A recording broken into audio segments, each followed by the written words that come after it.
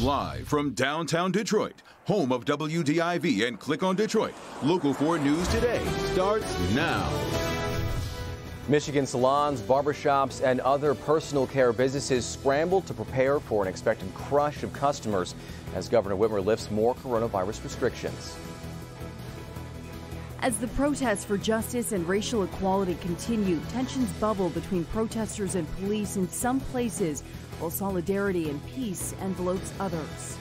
Keep marching together, and keep praying together, and keep working together, and keep struggling together, and together we will win. What we can expect to see today, both here at home and across the country. But first, picture perfect. The sun is up, the sky is clear, but will it stay that way all weekend long? Andrew is in with a look at our weekend forecast. Good morning. It's 7 o'clock. I'm Priya Mann. You may notice a fresh face next to me. Well, socially distant from me. Grant Herbs, my new co-anchor. And I got to say, I feel like we've known each other for a while. It feels really good. I'm so excited to be here on Local 4 News today. And just, it's such an amazing morning out there, too. Yeah. It feels like it was meant for my first day. Absolutely. The one thing I noticed was a full moon when I was walking out the door and those mild temperatures. I know, really nice. Andrew, we got to look at this forecast here. Good morning. And welcome aboard. Good to have you with us here on Saturday morning. We have temperatures this hour mostly in the 50s and 60s. And you're right, beautiful moon was up earlier this morning. It already set just after 6:30, but that's also known as the rose moon or the flower moon or the strawberry moon, if you will. Beautiful moonlit sky later on tonight as well, just being past full for tonight. We're looking at temperatures this morning, mostly in the 50s and 60s, 77 degrees by noontime. Grab your sunglasses later today, put the top down, you deserve it. 80 to 81 for a high this afternoon. And sunrise began just over an hour ago at 5:57. 65 right now over at Metro Airport. Wind light now the west at around 3 miles per hour. Great day to go fishing as well. Temperatures in the 50s and 60s in your area. Port Huron, good morning. You've got 55 degrees, 60 degrees over in Harrow, over in Ontario. Good morning, Ann Arbor. You've got 62, while it's 61 cool and crisp degrees over in Howell in Livingston County. Now later on today, we're up to near 80. 70s for tomorrow, but will we see more sunshine for our Sunday? That and higher temperatures, the latest on tropical crystal ball and how it may affect us in minutes. All right, thank you, Andrew. Time now is 7:03, and as the sun rises, the calls for justice and change continue to occupy hearts and minds across the nation, with more protests planned across Metro Detroit today. Meanwhile, in Detroit, protesters rallied well after the citywide 8 p.m. curfew on Friday, carrying a message of peace and solidarity with them. And as Jason Colthorpe reports, these protesters even stopped to remember those who came before them. Protesters hit the streets early Friday, marching for justice, and on this 8th night, stopping to honor history. You are all in a tradition of history. They paused at the spot where the uprising began in 1967, Claremont and Rosa Parks. 67, I saw 12th Street on fire. I saw Linwood on fire. I'll never forget seeing people in the middle of Dexter throwing cash registers up and down until they broke open. Several neighbors watched and chanted along. I love the fact that the police is helping them, guide them through, so it's make it more peaceful and make it more united because everybody matters. At times, the crowd shouted for people to join them, and a few times, they did. And when they started chanting with us again, we thought we would just hold out our signs again. And then they made us come down. And then they said march with us. Yeah. So we were like, we have to finish it. Why did you want to bring the boys down? Actually, he told me to come. We were by the house and they were marching by the house, and my oldest son said, let's go ahead and march with them. And I said, why not? Because if white people are going to march in the rain, why not can black people can't? The protesters broke curfew again, but police were only there to guide a path to the west side and back to DPD headquarters. Jason Colthorpe, Local 4. Now, there was another group out there last night, the one led by 16-year-old Stefan Perez. Now, they didn't march. It was a sit-down discussion that also went past curfew. Now we go from downtown over to Belle Isle, where a large crowd marched across the MacArthur Bridge. Larry Sproul was there, and as he reports, those marching sent a powerful message. We want to make sure people understand that we are in unison. One march, one purpose, says organizer Ken Snap. Snap tells me he wanted to march on Belle Isle Friday. It's a part of a call for action and change. The simple message of peace, the central message of hope. But this march was different. No chants, no yelling. Just about 1,000 people walking across the Belle Isle Bridge in complete silence in honor of George Floyd, the man killed in Minneapolis at the hands of police. An officer placed his knee on Floyd's neck for 8 minutes and 46 seconds. It's made it a moment in history that Detroit is on the right side of the tracks when it comes to police brutality, when it comes to racism, when it comes to injustice. Now, the march brought out everyone. Among the crowd, state leaders like Congresswoman Brenda Lawrence and Secretary of State Jocelyn Benson. Also, City Councilman James Tate. And if people are willing to come out here in a 90-degree weather on day after day after day to say enough's enough, it's my responsibility, my opportunity to also get involved and show not just support from a verbal standpoint, but a physical perspective. Even former and current Detroit Lions joined in. The only way that we can make change for being on the outside is by standing together, having not protest, but a march like this to kind of bring awareness. I just feel like as a black man in America, it's important for me to speak my voice and, encourage people not to be scared to speak their voice. Larry Sproul, Local 4.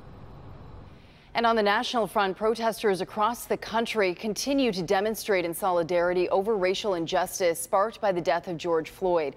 In Phoenix, thousands of demonstrators gathered for the 9th consecutive day in a row. In downtown Louisville, thousands gathered to celebrate the life and protest the death of Breonna Taylor.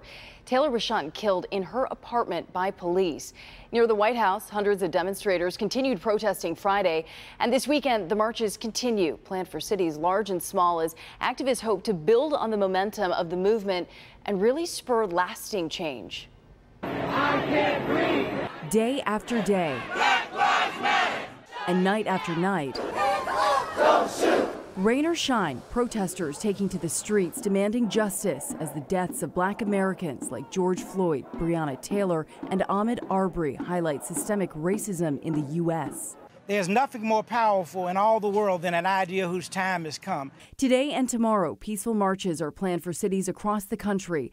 In Washington, D.C., a new mural painted on the street leading to the White House and a plaza renamed ahead of the march.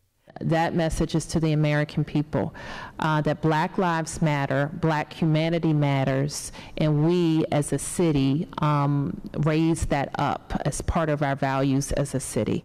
Atlanta's mayor urging protesters to turn activism into action.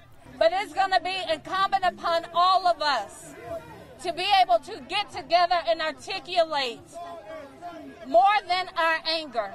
And almost 2 weeks after the death of George Floyd at the hands of Minneapolis police, a ban there on police chokeholds, the first step in efforts to reform the department. This is a moment in time where we can totally change the way our police department operates. Another memorial to George Floyd will be held today in North Carolina, followed by a public funeral in Houston on Monday.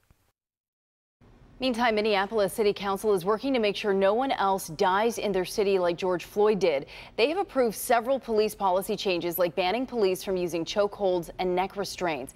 They're also requiring officers to report any unauthorized use of force. Officers must also intervene with words or action to stop banned use of force when they see it happening. The action stems from the Department of Human Rights discrimination charge filed against the city of Minneapolis and its police department.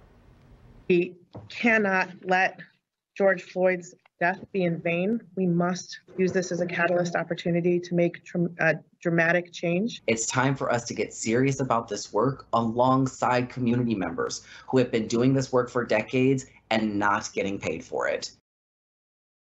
And the police chief promises to bring about, quote, substantive policy changes. The union that represents the officers has not commented on the new regulations. And speaking of making changes, a controversial statue in Dearborn is suddenly removed. The statue is of former Dearborn Mayor Orville Hubbard, whose legacy included advocating black-white segregation. He was the mayor from 1942 until 1978. The city says that on Friday night, somebody removed the 600 to 700-pound statue. There was a T-shirt placed on the statue several days ago, and there was a protest and a rally planned for this location this coming Sunday.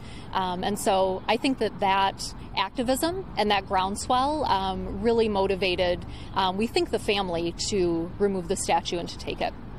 The statue was first removed from outside City Hall in 2015 and then later displayed outside the Dearborn Historical Museum, and that's where it can no longer be seen this morning. Now stay with us at Local 4 and click on Detroit.com as we continue to monitor all of the happenings as Americans demand change both here at home and around the country. And in political headlines, former Vice President Joe Biden clinches enough votes to become the Democratic presidential nominee. The Associated Press is reporting the former VP secured the nomination days after the primaries in 7 states and Washington, D.C. this week. The results were delayed after states were overwhelmed by large amounts of mail-in ballots. Biden currently has more than 1,900 delegates, with more still to come in 8 states and 3 U.S. territories. Now to the coronavirus. More big changes are announced in Michigan's fight against the spread of the illness. But first, Friday's numbers from the state. 284 new cases of COVID-19, with 20 more Michiganders killed by the virus. The downward trend has led Governor Whitmer to announce plans to ease more restrictions on businesses over the next couple weeks. Next Wednesday, the 10th, salons, movie theaters, and gyms can open, but only in the 2 northernmost regions of the state, comprising the UP and Traverse City areas. But the biggest change starting June 15th, hair, nail, and massage and other so-called personal touch businesses can reopen statewide. So I got to tell you, I'm a little jealous of Zen because he's got a grooming appointment before I can see my hairstylist. Ooh, he is lucky. That is a lucky dog. Right? That's what I think, too. Well, still to come, the coronavirus continues to take and dramatically impact American lives, and now many are concerned that infections could rapidly spread during protests over the death of George Floyd. After the break, a look at if a spike is inevitable. But first, let's switch gears and check in with Andrew. We're all wondering what's it going to be like if we want to venture outside today, right, Grant? It looks so nice outside, Andrew. And it stays that way throughout the rest of the day, Grant and Priya. We're looking at beautiful sunshine this morning and this afternoon. It gets warmer. The humidity is way down. What about Sunday? What about the rest of your 7 days? More on that in your weather forecast coming up.